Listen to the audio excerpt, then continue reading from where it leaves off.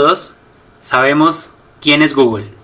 Y en estos días que muchos estamos frente a un equipo, sabemos cómo se maneja y qué hace. Bien, esta compañía tiene un servicio de correo llamado Gmail.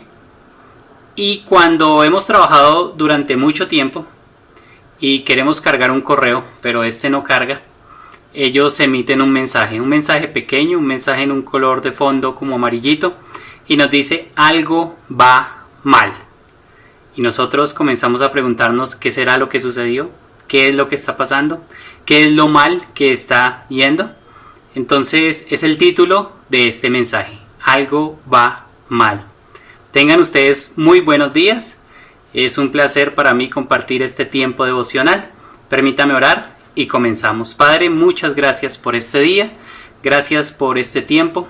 Guíanos, por favor, en el estudio de tu palabra. Y gracias, muy agradecidos contigo por traernos hasta el día de hoy. Y sabemos y creemos que tú nos sustentas y nos sostienes. Gracias, Padre bueno, en Cristo Jesús te damos. Amén. Bien, mis hermanos. Vamos a ir al Génesis. Génesis es un libro que nos narra los comienzos. Génesis capítulo 1 y versículo 31 nos dice lo siguiente. Y vio Dios todo lo que había hecho, y he aquí que era bueno en gran manera. Y fue la tarde y la mañana el día sexto. Génesis 1, versículo 31. Nos dice que el Señor vio todo lo que había hecho y he aquí que era bueno en gran manera. Si todo era bueno en gran manera, ¿por qué aparece un mensaje en el universo que nos dice algo va mal? Que nos dice esto no está funcionando, esto no está cargando, esto no está bien. Algo va mal. Algo va mal porque en Génesis 3 algo fue mal. El hombre fue creado con el propósito de glorificar a Dios, con el propósito de dar gloria al Señor. Si los cielos cuentan la gloria de Dios y el firmamento anuncia la obra de sus manos, ¿cuánto más nosotros, creados a la imagen y semejanza de Dios? Dar gracias a Dios es un gran propósito que tenemos como seres humanos, pero fallamos en ello. Glorificar a Dios es el gran propósito, honrar al Creador, proclamar entre las naciones su gloria era el propósito no solo de Israel, sino también del Hijo de Dios, de todo creyente. Temer a Dios y guardar sus mandamientos debería ser nuestro mayor propósito y nuestro mayor anhelo como creados por un Dios santo, perfecto y bueno, creados a imagen y semejanza de Dios. Lo cierto es que había un mandato que obedecer. En Génesis capítulo 2 y versículo 17 el Señor le dice al hombre, al primer hombre creado, mas del árbol de la ciencia del bien y del mal no comerás, porque el día que de él comieres ciertamente morirás. El hombre podía comer de todo árbol. ¿Te imaginas cuántos árboles habían allí en Edén? ¿Te imaginas cuántos frutos habían allí? El hombre podía comer de todo. Creo que miles o millones. Había uno que no. ¿Por qué estaba ese árbol ahí? Estaba para darle la oportunidad al hombre de obedecer a Dios. Pero el hombre, en un acto deliberado de su voluntad, en un acto deliberado de su propia voluntad, levanta su mano en contra de Dios y toma de lo que Dios ha prohibido al hombre. Génesis 1:31 fue el primer verso que leímos. Y dice allí que vio Dios que todo era bueno en gran manera. Pero en capítulo 3 algo va mal. Algo va mal porque el hombre va a tener un cambio profundo en su vida y en su comportamiento. Y esa radiografía del ser humano es lo que vamos a ver. Vamos a profundizar en estos 10 o 15 minutos que nos restan ¿En qué es eso que va mal con el hombre? ¿Qué es lo que la antropología bíblica nos muestra? ¿Qué es lo que nos muestra la Biblia? Vamos a ver desde la perspectiva bíblica qué nos muestra la Biblia y cuál es el comportamiento del hombre cuando nosotros hemos pecado. Lo que sucedió con Adán y Eva no le sucedió a él nomás. Te sucede a ti y me sucede a mí. Es lo que pasa cuando estamos en pecado. Y vamos a ver como una radiografía vívida allí en Génesis 3 a partir del versículo 7 y nos vamos a adentrar solamente en el versículo 9. En el versículo 9 Dios hace una pregunta muy importante al hombre para sacar lo que había dentro, no para saber, porque Dios sabe todo lo que hay dentro de ti y dentro de mí. Él lo conoce absolutamente todo, pero le iba a preguntar al hombre para sacar lo que allí había y para que nosotros hoy día podamos usar la geografía y este panorama bíblico y conocer cómo somos en realidad. ¿Cómo es el hombre? ¿Cómo eres tú? ¿Cómo soy yo? Al fin y al cabo es una gran pregunta que se ha hecho el hombre siempre. ¿Quién soy? ¿De dónde vengo? ¿Y para dónde voy? Pues aquí vamos a saber, a conocer y a ver qué es y qué hace el hombre cuando peca. Hubo cambios tremendos. Hubo cambios en el hombre después del pecado. Por eso aparecería un anuncio. Algo va mal. Algo va mal porque vino el miedo y la vergüenza. Vino el miedo y la vergüenza. Es un gran resultado. En el versículo 10, el hombre va a responder: tuve miedo y me escondí. Un gran resultado, un terrible resultado y un tremendo resultado. Las preguntas de Dios en versículo 9 eran directas y específicas. Miremos la pregunta en el versículo 9, Génesis 3 y versículo 9. Mas Jehová Dios llamó al hombre y le dijo: ¿dónde estás tú? Esto sucede después de que el hombre peca contra Dios. Después de que el hombre desobedece a Dios, ellos se esconden.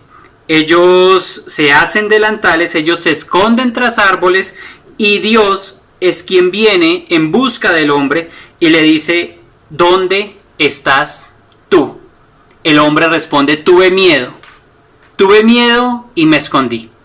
La pregunta es: ¿hay miedo en estos días? ¿Hay miedo en tu vida? ¿Hay temor? ¿Hay vergüenza? El apóstol Pablo decía algo como lo siguiente: de fuera conflictos y de dentro temores. Pero es un temor normal, es un temor reverente por Dios, es un temor natural que hay en el hombre. Pero ¿hay miedo desmedido en tu vida? ¿Hay un miedo absurdo en tu vida? ¿Hay un miedo que te domina? ¿Hay un miedo que te controla? Esto no es normal. Esto no es normal en tu vida. En el hombre sucedió por causa del pecado. Pero no solamente pasó así, sino que había una pérdida del compañerismo con Dios. Tú vas a ver en el versículo 8 que el hombre va a huir de la presencia de Jehová Dios. Va a huir de la presencia de Dios. Escucha la presencia, dice: y oyeron la voz de Jehová Dios que se pasaba en el huerto al aire del día. El hombre y su mujer se escondieron de la presencia de Jehová Dios entre los árboles del huerto. Qué triste, ¿verdad? Qué triste que en lugar de buscar a Dios, de acercarnos a Dios, el hombre huye de la presencia de Dios. Pero esa es la radiografía mía. Y es la radiografía tuya. En vez de ir en busca de la solución, el hombre en medio del pecado huye de la presencia de Jehová Dios. La tendencia de esconderse de Dios sería lo siguiente. Hemos visto el miedo y la vergüenza que viene al hombre. Hemos visto la pérdida del compañerismo con Dios. Ya no quiero su presencia. Pero adicional a eso, ahora va a tener la tendencia de esconderse de Dios. Versículo 10. Tuve miedo y me escondí. Se escondió tras unos árboles. ¿Tras qué nos escondemos nosotros? Tal vez nos escondemos tras la religión, nos escondemos tras las obras, nos escondemos tras lo bueno que soy, o lo bueno que puedo, o lo bueno que estoy tratando de ser. Es imposible esconderse de Dios. Nos escondemos tras el islamismo, el hinduismo, nos escondemos tras cualquier religión del mundo. Eso son los árboles que te están tapando. O te escondes tras ti mismo. ¿Tras qué nos estamos escondiendo? ¿Tras una posición social? ¿Tras gozar de una familia agradable o de una buena familia, entre comillas? ¿Tras qué nos escondemos? Es tiempo de dejar de escondernos de Dios.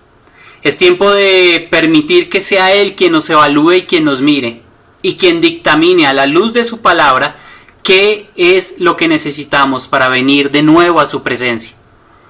Pero no solamente nos quedaríamos allí, no solamente estaríamos llenos de vergüenza el ser humano, no solamente perdería el compañerismo con Dios y tendría la tendencia a esconderse de Dios, sino que le añade algo más: la práctica de echarle la culpa a otros. Eso está en el versículo 12, tú lo vas a poder observar. Adán, la respuesta que va a darle a Dios es: el hombre respondió, la mujer que me diste por compañera me dio del árbol y yo comí. Es natural que el hombre, es natural que tú, es natural que yo estemos siempre echándole la culpa a otros. Al fin y al cabo es el trabajo de la psicología moderna. Es más fácil para la psicología condenar tu familia, condenar tu sociedad, condenar tu crianza, condenar todo lo que está alrededor tuyo, que decirte: mira, tú eres un pecador. Tú has pecado y necesitas una solución. Es más fácil absolver al pecador y condenar la sociedad, condenar los dirigentes, condenar los gobernantes, condenar a los demás. La mujer tuvo que echar la culpa a la serpiente, y la serpiente, sin tenerle a quien echar la culpa, recibió todo el juicio de Dios. En lugar de hacer una confesión llana y sincera y clamar por misericordia, lo que el hombre hace, lo que tú y yo hacemos, es echarle la culpa a otros. ¿A quién estás echando la culpa en estos días? ¿De quién es la culpa? ¿De tu situación? ¿De mi situación? En últimas, terminaríamos echándole la culpa a Dios. Porque Adán le dice: la mujer que tú me diste por compañera. Está echándole la culpa a Dios. Es bien triste la práctica que tenemos como seres humanos de echar la culpa a otros. Y por último, pero fue lo primero que hicieron esta pareja, es la tendencia de buscar soluciones propias antes que divinas. Recuérdalo, la tendencia de buscar soluciones propias antes que divinas. En el versículo 7 dice: entonces fueron abiertos los ojos de ambos y conocieron que estaban desnudos, entonces cosieron hojas de higuera y se hicieron delantales. En lugar de buscar la solución en Dios, ellos se hacen delantales. El propósito de toda religión alrededor del mundo. El propósito de hacer cosas propias antes que divinas. El propósito de buscar soluciones propias antes que divinas. Pero doy gloria al Señor por el versículo 9. En el versículo 9, Dios es quien llama al hombre y pregunta: ¿dónde estás tú? Es Dios que viene en busca del hombre. Y solamente para que lo revises de tarea, puedo decirlo, observa Lucas capítulo 15 y observa a nuestro Señor Jesucristo diciendo parábolas de vida eterna para mí. Observa a nuestro Señor Jesucristo ante escribas y fariseos que decían: este come con pecadores, este bebe con pecadores, este se sienta con pecadores, este enseña a pecadores, este salva a pecadores. El Señor Jesucristo dice 3 parábolas preciosas, maravillosas. La primera de ellas es acerca de un hombre que tenía 100 ovejas. De esas 100 ovejas se perdió una. Entonces el Señor Jesús dice que este hombre deja esas 99 y va a buscar a la única que se le pierde. El Señor, nuestro Dios, hizo eso allí en Edén. Adán y Eva eran su única. Adán y Eva era la única oveja. Y vino en busca de ellas. En Génesis 3 y versículo 9. A preguntarle, ¿dónde estás tú? A preguntarle de manera directa y muy clara, específica, ¿dónde estás tú? Es maravilloso saber que el buen pastor es mi Señor Jesús. Y vino en busca de ti y vino en busca de mí. De manera específica, como si fuéramos una sola oveja. Como si fuéramos la única creada. Y viene y te busca y te salva y te encuentra. Pero no solamente en Lucas capítulo 15 se pierde una oveja. También se pierde una moneda. Y la mujer prende la luz, busca la moneda hasta que la encuentra. También se perdió un hijo, el hijo pródigo. Acuérdate, Lucas capítulo 15 se pierden 3 cosas. Una oveja, una moneda y un hijo. Las 3 son halladas, las 3 son encontradas. Las 3 producen gozo, un gozo tremendo.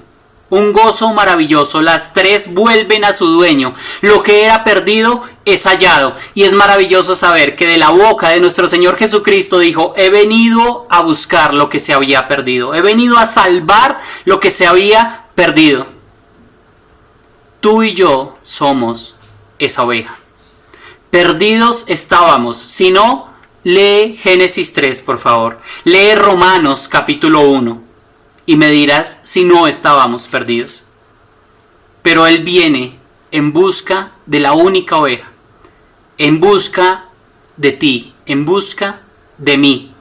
Y nos ha salvado a muchos de los que hemos creído en la obra redentora de la cruz. Nos ha salvado con el propósito de que volvamos a nuestro propósito original. Nuestro propósito original. Hay gozo porque el dueño nos ha encontrado. Hay gozo, pero ¿cuál es el propósito original? Lo dijimos al principio, glorificar a Dios. Si los cielos cuentan la gloria de Dios, ¿por qué no lo hacemos nosotros? ¿Por qué no lo haces tú? ¿Por qué no lo hago yo? ¿Por qué no indagas en su palabra qué es lo que Dios quiere para tu vida? ¿Por qué no dar gracias a Dios? ¿Por qué no honrar al Creador? ¿Por qué no proclamar entre las naciones su gloria y temer a Dios y guardar sus mandamientos? Es tu propósito y es el mío. Mis hermanos, espero que busques y despierte una sed por la palabra de Dios en tu vida y que puedas día a día conocer más su palabra y el propósito original que Dios quiere contigo. Es tiempos de buscar diferentes propósitos, pero ¿por qué no ir al propósito que Dios tiene contigo en la palabra de Dios? Oramos. Padre, muchas gracias por este tiempo. Estamos muy agradecidos contigo. Gracias por permitirnos aprovechar bien el tiempo y esta mañana buscando tu palabra y observar qué es lo que tú dices en ella. Te damos gracias. Gracias, mi Señor Jesús, por venir a buscarme, porque estaba perdido y tú me hallaste, Señor. Gracias, Señor, por esta verdad bíblica y en ti confío y en ti espero. En Cristo te doy gracias. Amén. Bendiciones, hermanos. Feliz día.